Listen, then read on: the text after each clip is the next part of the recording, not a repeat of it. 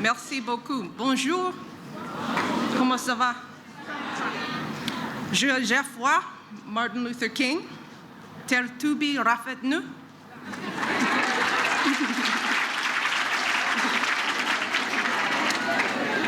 It is such a pleasure and such an honor to be here in the land of Teranga. I want to start by thanking your wonderful First Lady, Madam Saul, for that very kind introduction. As fellow First Ladies and fellow mothers, we both care deeply about the health and well-being of our next generation. And Madam Saul is doing tremendous work to help children all across this country, so I'm so glad that she could be with us today. I also want to thank your principal, Principal Saul, for her incredible leadership to ensure that you all get the very best education possible.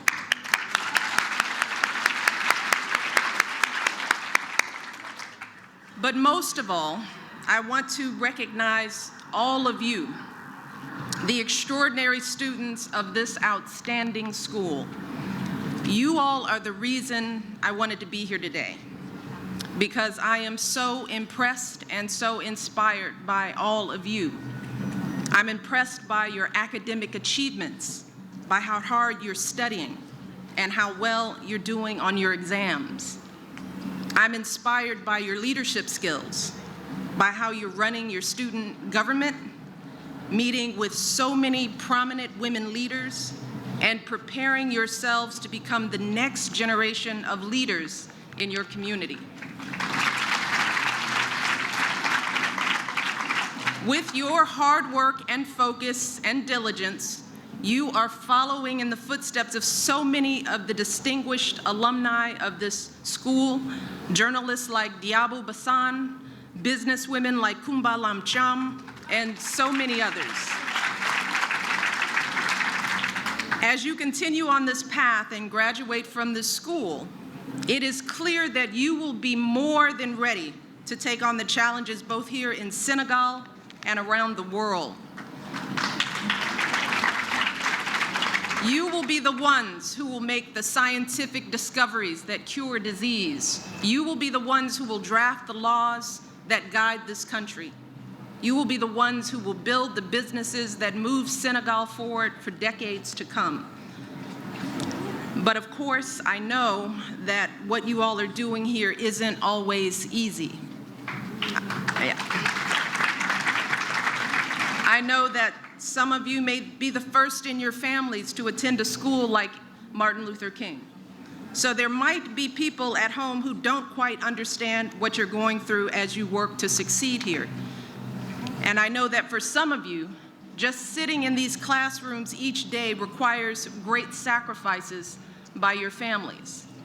I know a little bit about this from my own experience. See, like many of you, I didn't grow up in a family with a lot of money. My parents had to work hard every day to support us, so they never had the chance to get the kind of education they wanted for themselves. But they had big dreams for me. And more than anything in the world, they wanted me to graduate from secondary school and attend university. So they too made tremendous sacrifices to make that dream come true.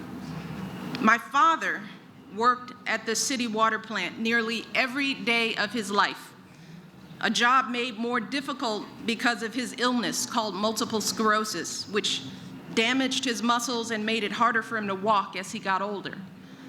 But no matter how tired he was, no matter how much pain he was in, every morning my father would pull himself out of bed, would go to work to support our family. And my father sacrificed and saved so that he could pay my university tuition. He even took out loans when he fell short. And let me tell you, there is not a day that goes by when I don't feel the weight of my father's sacrifice on my shoulders.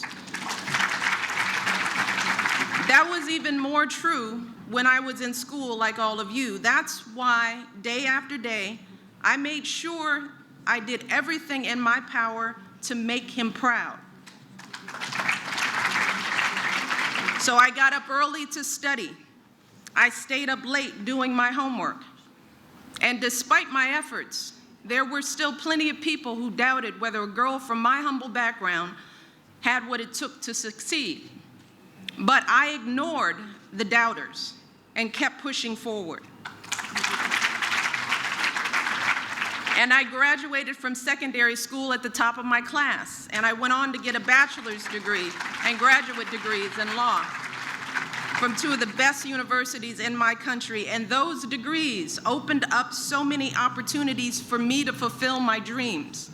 So over the course of my life, I've worked as a lawyer, as the director of a youth organization, and as vice president of a hospital. Because I had a good education, I was able to provide for my family, give back to my community, and now serve my country as First Lady. So I know that it can take real courage to pursue your dreams, to come to this school, to pour yourself into your education, to envision possibilities for yourselves that no one could ever imagine. But don't ever forget that by investing in your education, you are doing the very best thing you can do, not just for yourselves, but for your children and your grandchildren. And you're also doing the very best thing that you can do for your country. That's true here in Senegal and in the United States and across the globe. When girls are educated, their countries become stronger and more prosperous. That's why here in your country and in my country as well, our leaders are working so hard to expand educational opportunities to more and more young people, especially our young girls. So by making this critical investment in your education and in the future of your country, you all are serving as role models, not just for girls here in Senegal, but for girls in the United States and around the world. You all are role models for my daughters, which is why I brought my older daughter as well as my niece here today, so that they could be as inspired by you as I am. So if you ever start to doubt the choice that you made to pursue your education, if you ever start feeling frustrated or discouraged, I want you to think about all the young girls who are looking up to you and dreaming of following in your footsteps. I also want you to remember the words of the man whose name graces this school. As Dr. Martin Luther King once said, he said, "I have attempted to see my personal ordeals as an opportunity to transform myself." So with every challenge you face, with every obstacle you overcome, you have the chance to transform yourself into someone truly extraordinary. And finally, I want you to think of the great South African president, Nelson Mandela, who is very much in our thoughts and prayers right now. I want you to think about this. If President Mandela could hold tight to his vision for his country's future during the 27 years he spent in prison, then surely you all can hold tight to your hopes for your own future. If President Mandela could endure being confined to a tiny cell, being forced to perform back-breaking labor, being separated from the people he loved most in the world, then surely all of us, we can keep showing up and doing our best, showing up for school each day, studying as hard as you possibly can. Surely you can seize the opportunities Mandela fought for all of us. Surely you can honor his legacy by leaving a proud legacy of your own. That's how I've tried to live my own life, by honoring those who sacrificed for me, from my father all the way to heroes like President Mandela and Dr. Martin Luther King. Every day I do my best to make my life worthy of their sacrifice. And I know that all of you will continue to do the same in your lives too.